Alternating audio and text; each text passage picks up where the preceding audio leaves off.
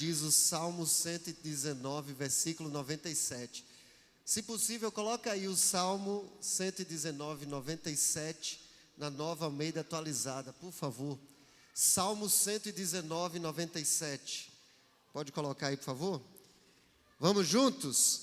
Quanto amo a tua lei, é a minha meditação todo o dia. Vamos mais uma vez? Quanto amo a tua lei, é a minha meditação todo dia. Agora só vocês, eu estou ouvindo só o Marcelo daqui. Vamos juntos? Só vocês, na verdade. Vamos lá?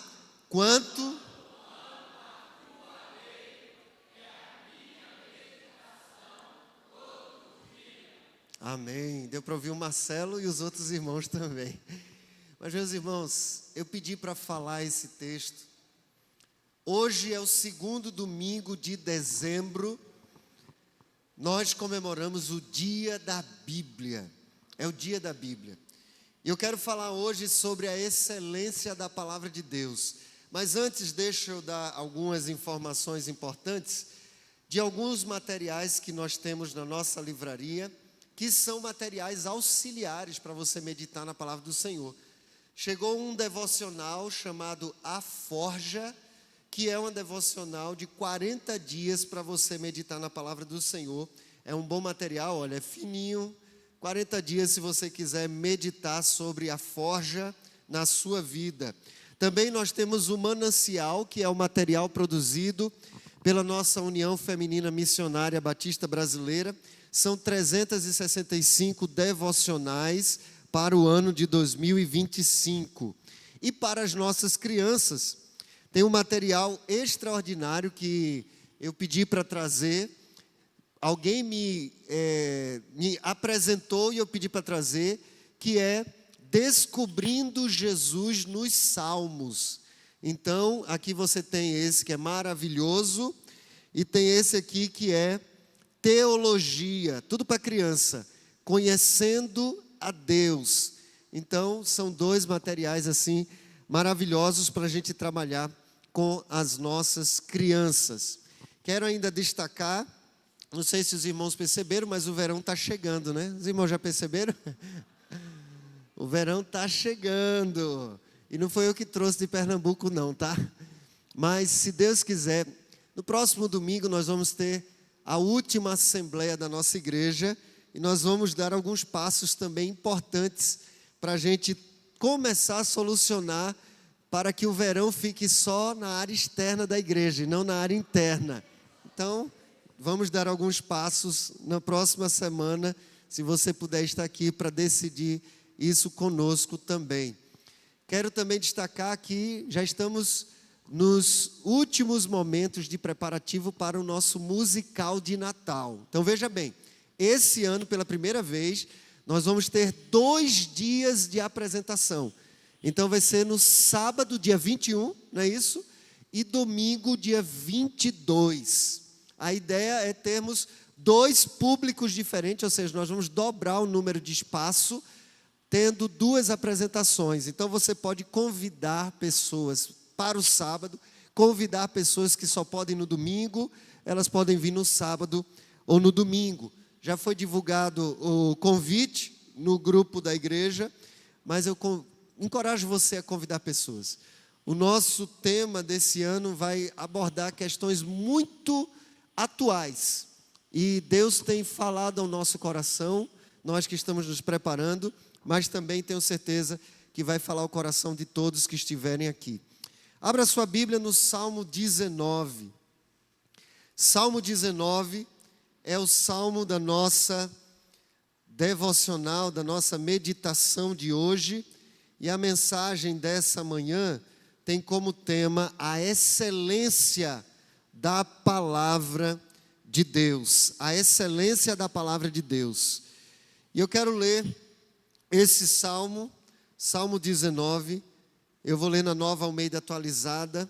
E a palavra do Senhor diz assim. Salmo 19. Os céus proclamam a glória de Deus, e o firmamento anuncia as obras das suas mãos. Um dia discursa a outro dia, e uma noite revela conhecimento a outra noite. Não há linguagem, nem há palavras, e deles não se ouve nenhum som. No entanto, por toda a terra se faz ouvir a sua voz, e as suas palavras chegam até os confins do mundo. Aí pôs uma tenda para o sol, que é como um noivo que sai dos seus aposentos e se alegra como um herói a percorrer o seu caminho. Principia numa extremidade dos céus e até a outra vai o seu percurso, e nada pode se esconder do seu calor. Os irmãos percebem isso, que nada pode esconder do calor do sol, né? A lei do Senhor é perfeita e restaura a alma. O testemunho do Senhor é fiel e dá sabedoria aos simples. Os preceitos do Senhor são retos e alegram o coração. O mandamento do Senhor é puro e ilumina os olhos. O temor do Senhor é límpido e permanece para sempre. Os juízos do Senhor são verdadeiros e todos igualmente justos. São mais desejáveis do que o ouro, mais do que muito ouro depurado, e são mais doces do que o mel e o destilar dos favos. Além disso, por eles se admoesta o teu servo, em os guardar a grande recompensa. Quem há que possa discernir as suas próprias faltas? Absorve-me das que me são ocultas. Também da soberba guarda o teu servo, que ela não me domine. Então serei irrepreensível e ficarei livre de grande transgressão. Vamos recitar juntos o versículo 14? Vamos juntos? As palavras dos meus lábios e o meditar do meu coração sejam agradáveis na tua presença, Senhor, rocha minha e redentor meu. Amém? Deus, obrigado pela tua palavra que é viva e eficaz. Obrigado porque o Senhor nos abençoou, revelando, ó Deus, a tua vontade por meio da tua palavra registrada, a tua palavra escrita. Nessa manhã em que nós celebramos o dia da Bíblia, nós pedimos ao Senhor que mais uma vez essa seja a nossa oração, que as palavras dos nossos lábios, o meditar do nosso coração sejam agradáveis na tua presença. E essa palavra que nós meditamos e palavras que são proferidas do nosso lábio, venham, ó Deus, exatamente da palavra do Senhor. Que o Senhor possa falar ao nosso coração nessa manhã. Abre os nossos olhos para que nós possamos ver as maravilhas da tua lei. É a nossa oração em nome de Jesus. Amém. Meus irmãos, eu acredito poderosamente no poder que a Bíblia, a palavra de Deus, ela tem na vida de uma pessoa. Agora mesmo, quando eu estive em Recife, encontrei uma jovem casada com um rapaz que eu discipulei lá em Pernambuco. E na verdade, quando eu olhei para os dois, eu disse, isso vai dar um casal. Eu não era santo casamenteiro não, mas quando eu olhava para alguns jovens lá na igreja, eu digo, esse vai dar certo, e aquele também, e terminaram se casando, estão casados até hoje. Mas Elisana, o nome dessa jovem, e ela foi completamente transformada pelo Evangelho através de um Novo Testamento que ela ganhou dos Gideões Internacionais na faculdade. A palavra do Senhor, ela tem o poder de transformar o rumo da vida do ser humano. Amém, irmãos? É por isso que eu tenho um desafio para nós no ano que vem, mas eu só vou contar o desafio no próximo domingo. Então, esteja aqui para você conhecer esse desafio. Mas, meus irmãos, hoje eu quero falar sobre a excelência da palavra de Deus.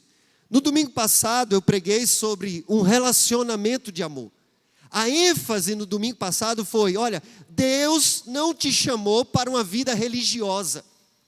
Deus não te chamou para rituais sem sentido.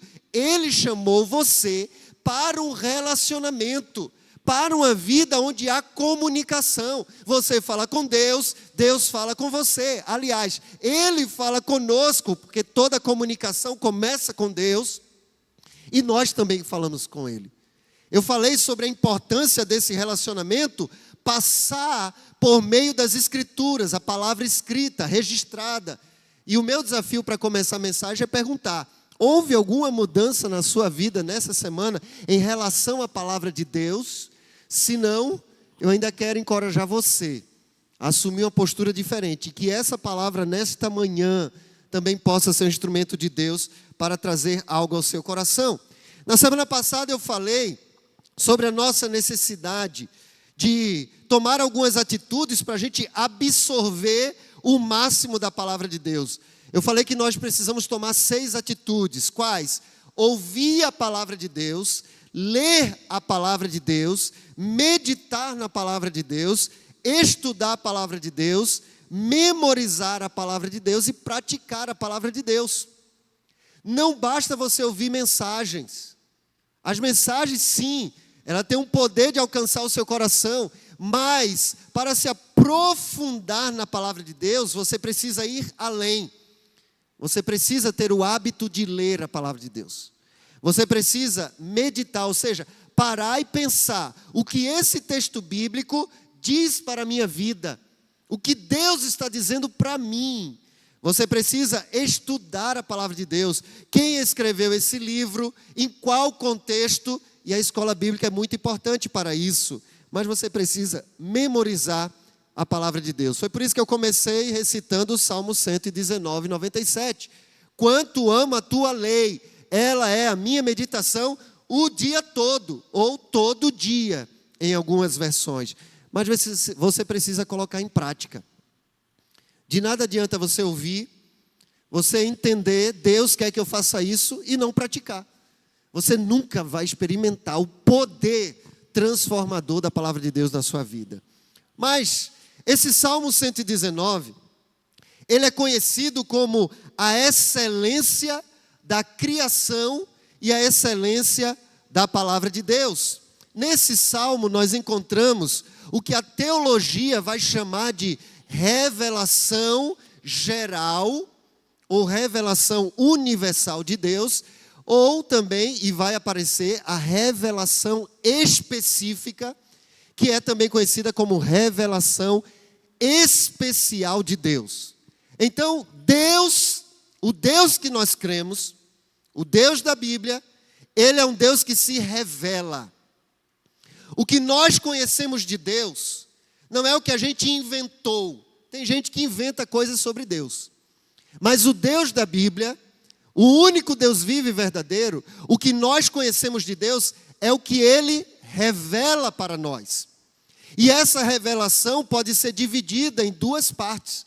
A revelação geral, ou seja, tudo que Deus revela por meio da própria criação. E aí você pode olhar de novo o texto, você vai encontrar desde o versículo 1 até o versículo 6, essa exaltação à revelação geral de Deus. Principalmente o versículo 1 que diz assim: os céus proclamam a glória de Deus e o firmamento anuncia as obras das suas mãos. Ou seja, o céu, ele declara, toda a criação, ela mostra a existência de Deus.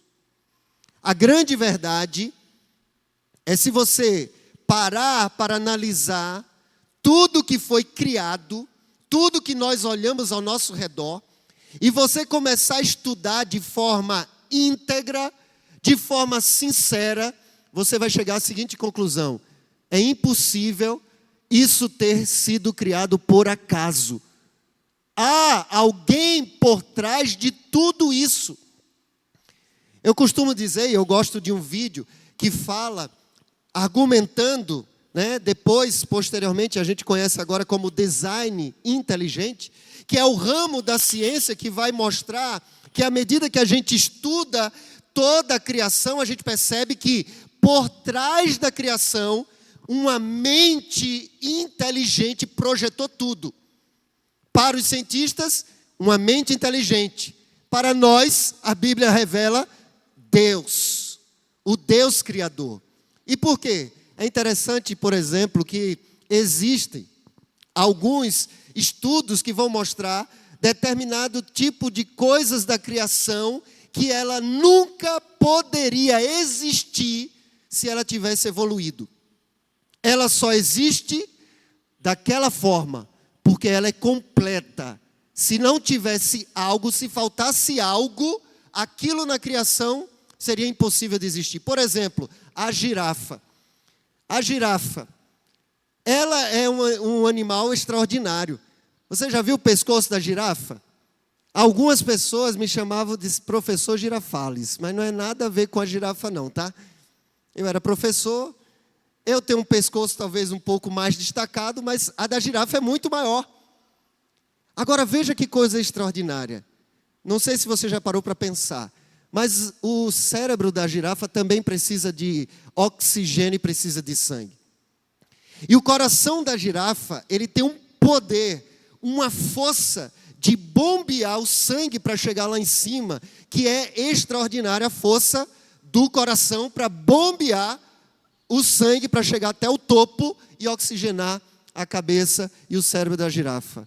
Mas sabe que coisa interessante? É que quando ela baixa a cabeça para beber água, meu irmão, se o coração da girafa bombeasse com a mesma potência que manda o sangue para a cabeça quando ela está em pé, a cabeça da girafa iria explodir por causa da pressão do coração bombeando. E o que é que acontece? Quando a girafa começa a baixar a cabeça, imediatamente um órgão, como se fosse uma esponja, começa a crescer dentro do pescoço para o quê? Reduzir a pressão do sangue chegando na cabeça dela. E só por isso ela sobrevive. Olha que coisa extraordinária. É só ela começar a inclinar, que então esse órgão começa a crescer e começa a controlar a pressão do sangue que vai chegar à cabeça. Isso não foi uma explosão. Isso é um projeto de um Deus extraordinário. A criação revela Deus. O ovo. Eu amo comer ovo frito. Que coisa extraordinária, né? Se puder, eu como no café, no almoço, na janta. Eu não sei se você já pensou ou já percebeu que o ovo, ele tem uma bolsa de oxigênio. Sabia disso? Vocês já perceberam que quando você quebra, ali tem uma bolsinha de oxigênio? Já viu? Meus irmãos, aquilo ali é o suficiente para o pintinho ter oxigênio suficiente para quebrar quando ele nasce. Acredita nisso? É o suficiente, é o cálculo ideal de quanto o pintinho precisa para sair e ter o oxigênio fora da casca do ovo. Isso não é acidente. Isso é um projeto de um Deus que nós não conseguimos alcançar a sua sabedoria. Os céus declaram a glória de Deus. O firmamento anuncia as obras das suas mãos. Eu poderia falar de inúmeros outros e cada vez mais, quando as pessoas estão estudando seriamente toda a criação, estão percebendo, há uma mente inteligente por trás de tudo isso. E a Bíblia vai dizer, é Deus. A revelação é a manifestação de Deus mesmo e da sua vontade para nós. O que é revelação? É a manifestação de Deus mesmo e de sua vontade. Deus não apenas se revela revela quem Ele é, mas também revela a sua vontade. Por quê? Porque você pode até reconhecer, Deus criou todas as coisas. Eu acredito em um Deus, eu acredito que tudo foi criado, mas não apenas isso. Ele criou, inclusive criou a mim e a você, e criou com um propósito. E se Ele criou com um propósito, Ele tem uma vontade extraordinária para a sua vida, a implicação é, eu quero viver esse propósito dele para mim. Tem muita gente no Brasil que diz, eu creio em Deus. Ela crê em Deus, ela crê na criação, mas ela não acredita no propósito de Deus para a vida dela, porque se acreditasse, estaria em busca de viver a vontade de Deus. Então Deus não somente se revela para nós, como também revela a sua vontade, ou seja, a maneira como Ele planejou que vivêssemos. É como, e Deus deu isso ao ser humano, um dos seus atributos, que é o atributo da criação. O ser humano consegue também criar, porque ele herdou isso de Deus. Agora imagina, toda pessoa que cria um objeto, cria algo, ele cria para um propósito. Você não pega um carro criado em uma das nossas fábricas aqui e pega ele e vai tentar andar dentro do mar. Por que você não faz isso? Porque você sabe que ele não foi projetado para isto. E se você entrar com o carro e tentar andar no mar, ele não vai andar, ele vai entrar água, e se você ficar lá dentro, você vai morrer. Você foi criado para um propósito. Você foi preparado e planejado de uma maneira extraordinária de Deus. Mas quando alguém cria um carro, quando alguém cria uma geladeira, quando alguém projeta um avião ou mesmo a televisão, ele projeta um manual para instruir você como usar. Quantos aqui já viajaram de avião? Quantos aqui dos que já viajaram gostam de viajar de avião? Quantos aqui permaneceriam dentro do avião se o piloto dissesse, olha, hoje nós não vamos voar, nós vamos navegar no avião? Quantos continuariam dentro do avião? Eu também não. Eu seria o primeiro a voar no pescoço dele, mesmo se fosse um pescoço de girafa. A gente não tem a coragem de andar dentro do mar com o avião, mas temos coragem de pegar a nossa vida e viver de uma maneira diferente para a qual ela foi projetada. Então, entender que Deus se revela, significa dizer que Ele não somente revela quem Ele é, mas Ele revela como nós devemos viver de acordo com como Ele nos planejou. Nesse sentido, encontramos a revelação geral de Deus do versículo 1 ao versículo 6. O comentarista bíblico Champlin diz assim, Deus, nesse caso aqui no Salmo 19, é chamado de El, que é o Criador dos céus, da terra, dos bilhões de galáxias e das bilhões de estrelas existentes. Isso demonstra a sua glória, o seu poder. Por isso nós encontramos esse nome divino, El, que transmite a ideia de poder. Na natureza, na criação, nós encontramos dois grandes atributos de Deus. Qual? Poder e inteligência. Deus é poderoso. Ele cria coisas extraordinárias com o seu eterno poder. Mas não é só isso. Ele cria com um propósito inteligente. Não são criações aleatórias. Tem coisa que a ciência, ela não alcança a sabedoria de Deus, e ela diz assim, olha, isso aqui está por acaso. Aí, retira. Daqui a pouco começa a perceber, isso aqui causou um impacto ambiental, vamos reconstruir. Eu tive lá em Pernambuco recentemente, né?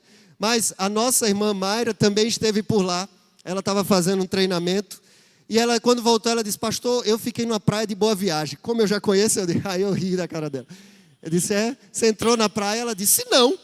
eu fui lá e quando eu vi estava cheio de placa. Cuidado, há um risco possível de você ter um ataque de tubarão. É por isso que eu rio, eu disse, você entrou na praia.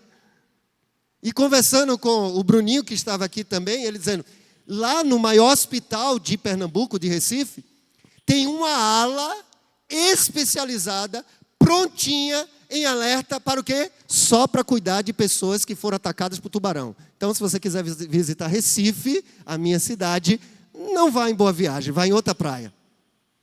Aí você diz assim, mas por que tem esse ataque de tubarão? Porque há alguns anos foi construído o porto de Suape exatamente no habitat onde era a procriação de diversos peixes. E aí o que foi que fez? Fez com que houvesse um transtorno ali, naquele ambiente, e os tubarões começaram a migrar para a praia de Boa Viagem. A gente pensa que as coisas foram feitas de forma aleatória, mas eu quero afirmar para você, Deus planejou tudo perfeito, não há nada que esteja fora do lugar. Só o que nós tiramos do lugar. Meus irmãos, a verdadeira ciência, ela revela Deus. A lei moral dentro do ser humano revela Deus. Olha o que o apóstolo Paulo afirma em Romanos capítulo 2, versículo 13 a 16. Diz assim, porque justos diante de Deus não são aqueles que somente ouvem a lei, mas os que praticam a lei é que são justificados. Quando, pois, os gentios, aí Paulo está falando daqueles que não conhecem a lei do Antigo Testamento, que não têm a lei, fazem por natureza o que a lei ordena, eles se tornam lei para si mesmos, embora não tenham a lei. Estes mostram a obra da lei de Deus gravada no seu coração, o que é confirmado pela consciência deles e pelos seus pensamentos conflitantes, que às vezes os acusam e às vezes os defendem. No dia em que Deus, por meio de Cristo Jesus, julgar os segredos das pessoas, de acordo com o meu evangelho. O que é que Paulo está dizendo? Olha, o judeu, ele tinha a lei de Deus, mostrando como deveria viver de forma íntegra a vontade de Deus. Principalmente a lei moral de Deus. Mas Paulo está dizendo assim, que até um gentio, que não conhece a lei do Antigo Testamento, ele também tem atitudes morais que revelam que mesmo que não conheçam o Antigo Testamento, a lei de Deus, dentro do coração dele há uma moral estabelecida por Deus. Isso prova que existe uma revelação para todos os seres humanos. Ainda que o pecado tenha danificado o ser humano, você pode ir para povos que não têm a lei de Deus, mas todos vão concordar que qualquer abuso ou mesmo qualquer aflição para uma pessoa fragilizada, isso é uma aberração. A maioria da humanidade vai considerar isso. E mostra que há uma moralidade dentro do ser humano. E mesmo que a pessoa não tenha Jesus no coração, as pessoas têm um mínimo de consciência de dizer, eu acho que isso é errado. Por quê? Porque existe uma lei de Deus ainda gravado, marcado na vida do ser humano. Então, existe a revelação geral de Deus, mas existe a revelação especial de Deus. E a revelação especial de Deus, irmãos, é a Escritura Sagrada, é a Bíblia. Eu quero falar um pouco sobre ela nessa manhã e um pouco mais à noite. A Bíblia é a revelação especial de Deus. Então veja bem, o que nós podemos concluir acerca das Escrituras, e Paulo vai dizer isso, é que por mais que a criação mostre que Deus existe, a criação, a revelação geral, é insuficiente para mostrar ao ser humano a salvação. Ela é insuficiente para salvar. Ela prova que Deus existe. E é suficiente para condenar o ser humano. Por quê? Todo ser humano, ao ver a criação, ele deveria dizer: há um Deus criador, mas quem é esse Deus? Daí vem a revelação especial de Deus, que é a Bíblia. Por isso eu quero dizer a você, você precisa amar essa palavra. Você precisa amar esse texto bíblico. A revelação especial de Deus aponta para as Escrituras. A palavra de Deus é a revelação especial de Deus. É Deus dizendo como você pode ser salvo. Jesus é a palavra de Deus encarnada. A Bíblia é a palavra de Deus registrada. Podemos saber algumas coisas sobre Deus por meio da revelação. Mas a única maneira de conhecermos o plano de Deus para a salvação do ser humano é por meio da Bíblia Sagrada. Meus irmãos, nós estamos celebrando o dia da Bíblia.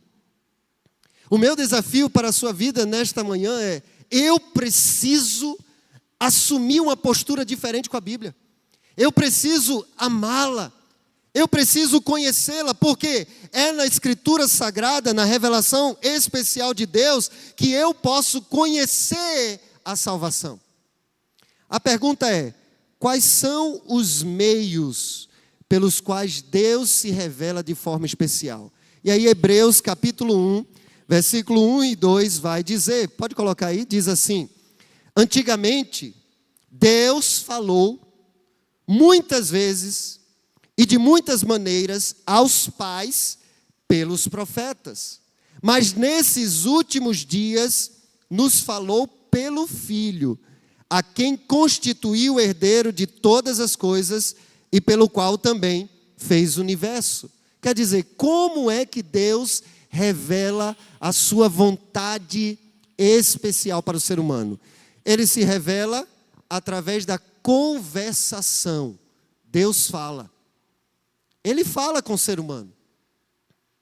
Ele fala conosco. Ele falou ao longo de toda a Bíblia. Ele chamou Abraão.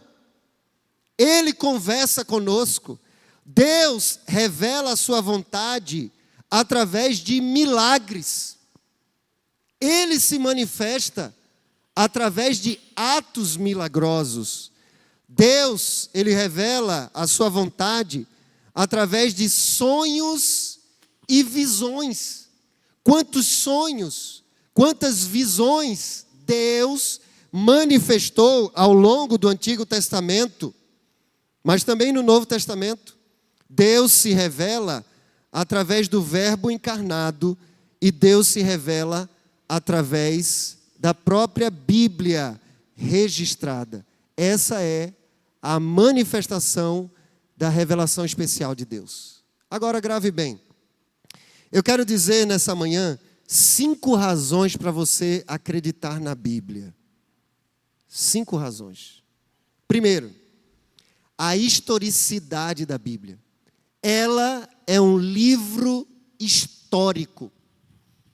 Você precisa crer, porque diferente de outros livros, a Bíblia, ela tem registros históricos que provam a sua veracidade. Por exemplo,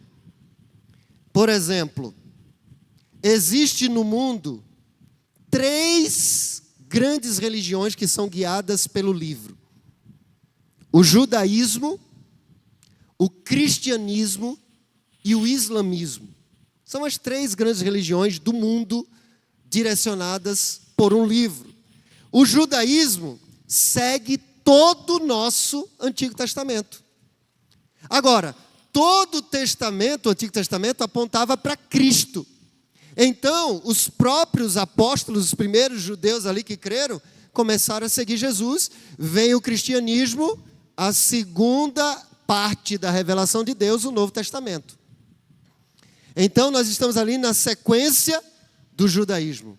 Apenas no 5º século, 6º século, um homem chamado Maomé disse que teve uma revelação de um anjo, e ali surgiu o islamismo. 5 séculos depois de Jesus Cristo. Recentemente não, tem uns 4 a 5 anos, eu recebi lá em casa, eles bateram lá em casa, 2 mormons. Eles chegaram lá em casa. Só que eu estava fazendo alguma coisa, não estava com muito tempo, não. E eu disse assim, olha, não dá para a gente conversar correndo, rapaz, não faz isso não. Então faz o seguinte, volta amanhã, que amanhã vai ter um cafezinho, um biscoitinho, e a gente conversa lá dentro de casa. E graças a Deus eles voltaram. Eu disse assim, então, digam tudo o que vocês precisam dizer. E aí eles falaram, não, porque é isso, é aquilo, nós temos um Moisés, o senhor sabia que a gente tem um Moisés? Eu digo, rapaz, eu tenho Jesus, sabia? Jesus é suficiente. Mas o que eu achei interessante, que eu fui conversando com ele, eu digo, vocês acreditam na Bíblia? Eu perguntei eles 2. Ele disse, acredito. Acredita mesmo? Sim. Agora, deixa eu destacar uma coisa para vocês. Vocês estão seguindo um livro, que o nome é o Livro de Mórmon. Um livro de Mórmon, que foi criado há aproximadamente 200 anos. Não tem mais que 200 anos, viu, irmãos? O Mórmon, 200. De um livro que foi traduzido por um adolescente de 14 anos, que disse que teve uma visão e recebeu de um anjo, aliás, de uma aparição de Jesus Cristo na América do Norte, lá nos Estados Unidos. Ele foi lá, Jesus foi lá, entregou 2 tábuas de ouro com o livro de Mórmon, escrito numa língua que não existe, de um povo que não existe mais. Cadê as tábuas? Não existe mais. E o povo que está lá? Não existe. Tá, aí esse adolescente de 14 anos, em 2 meses, traduziu de uma língua inexistente esse livro e existe agora o livro de Mórmon. Beleza, aí eu disse, olha só, no livro de Mórmon, que você alega que foi uma revelação há 200 anos, que é de um povo que viveu na América do Norte antes de Jesus nascer, no livro fala sobre aço. Lá fala sobre aço, espada de aço. O aço só foi criado agora no século XII. Como é que estava escrito lá antes de Jesus nascer? Fala sobre a bússola. Bússola foi criada agora nas navegações, na época de 1200 e pouco. Como é que está aí 600 anos antes de Cristo? E mais, é de um povo que existiu que não existe. De uma língua que existiu e não existe. Cadê o rastro? Não tem. A teologia dos mormons diz que o Deus da Bíblia deles, era ser humano e virou Deus. Tem carne e osso. Se veio da origem da minha família, tem mais osso do que carne. Esse é o Deus que o mormon crê. E mais, o argumento é o seguinte: assim como o filho tem o pai, Deus Pai também tem um pai. Então existe o Deus avô e o bisavô. A conclusão que eu chego, irmãos, olha a diferença. Não é Deus revelando quem é. É um ser humano tentando entender Deus pelas construções que ele conhece ao seu redor. Se um filho tem um pai, então o outro também tem. Mas a Bíblia está dizendo não. Deus existe, é um só Deus, Pai, Filho e Espírito Santo. E eu disse para ele, rapaz, os 2, né? É claro que dando um suquinho, tinha um biscoitinho, não foi?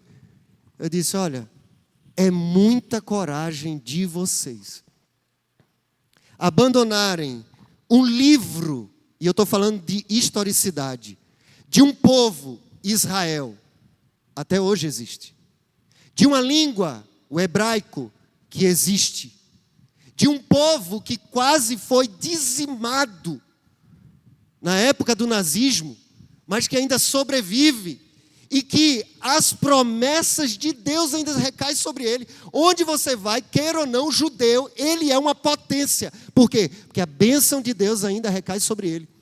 Um povo que existe, uma língua que existe, lugares geográficos que existem. Fala do Rio Eufrates, está lá.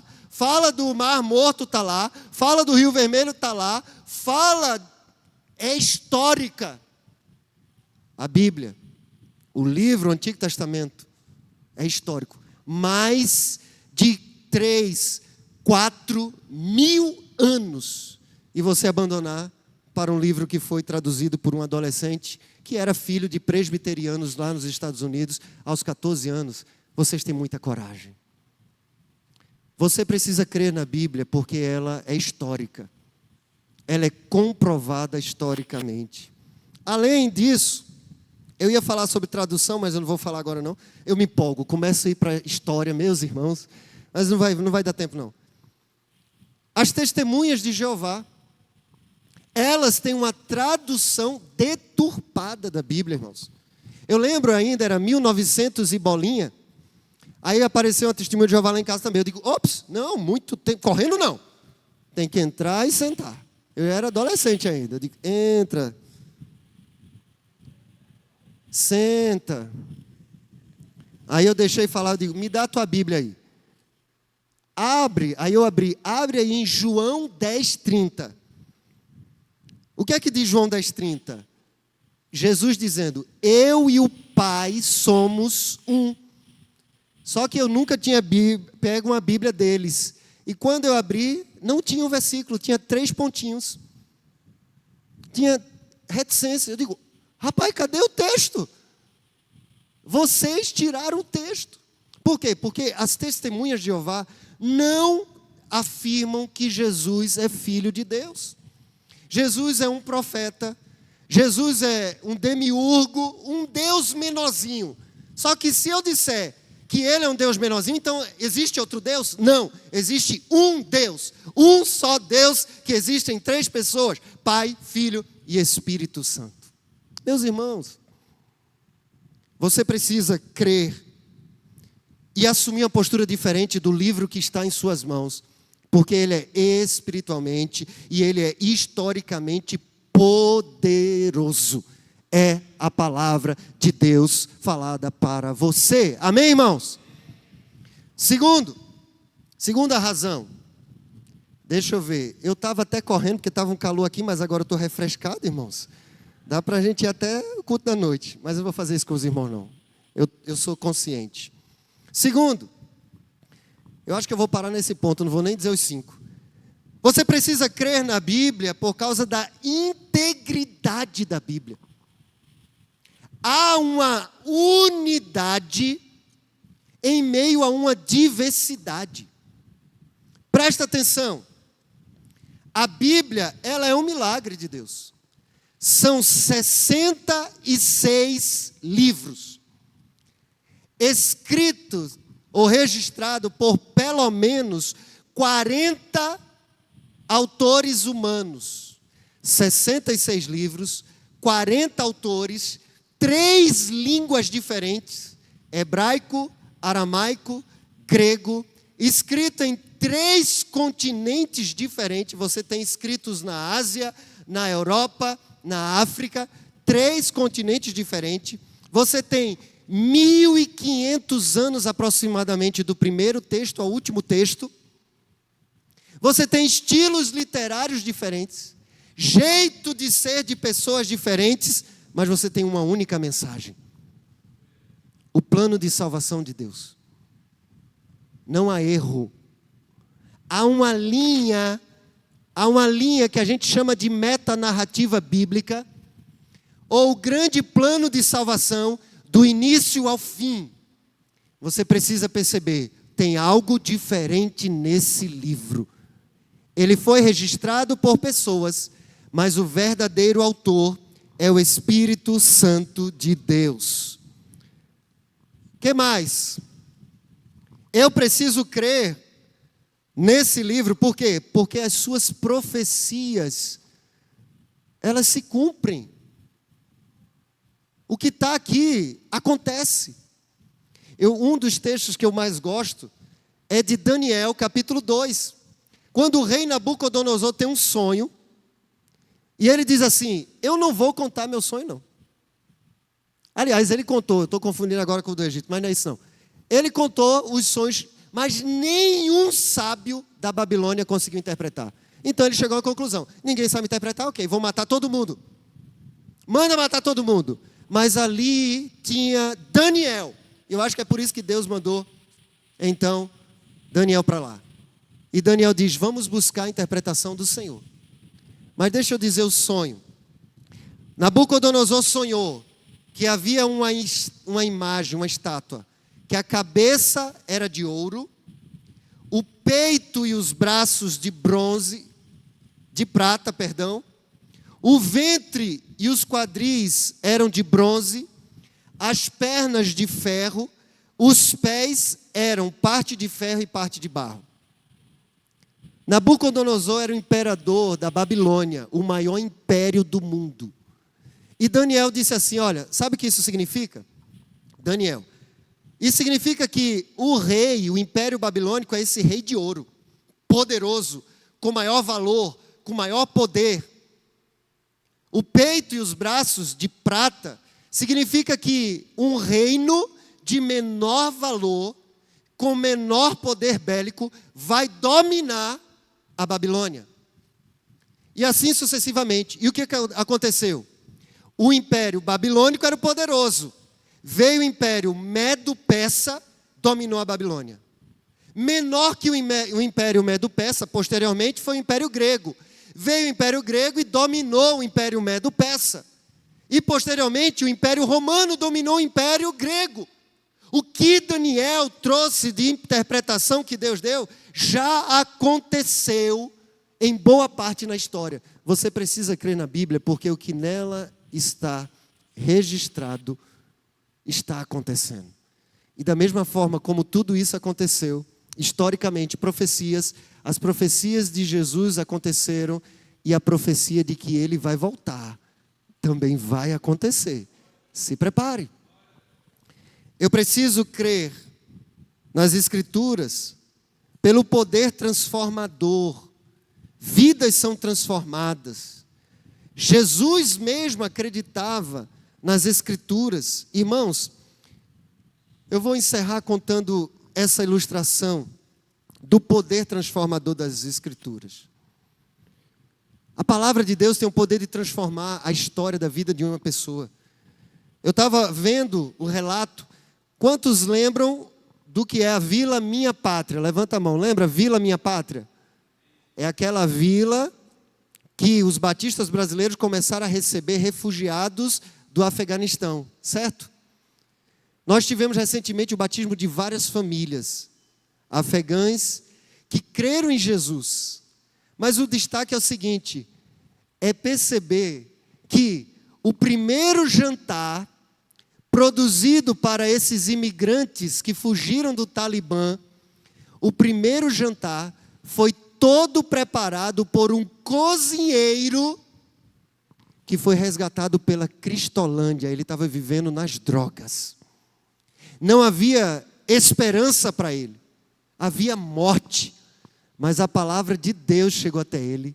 Ele foi salvo, ele foi transformado e agora estava salvando vidas de pessoas que estavam vindo do Afeganistão. Irmãos, só a palavra de Deus tem o poder de transformar o ser humano integralmente. Você precisa crer na palavra de Deus, porque ela transforma vida.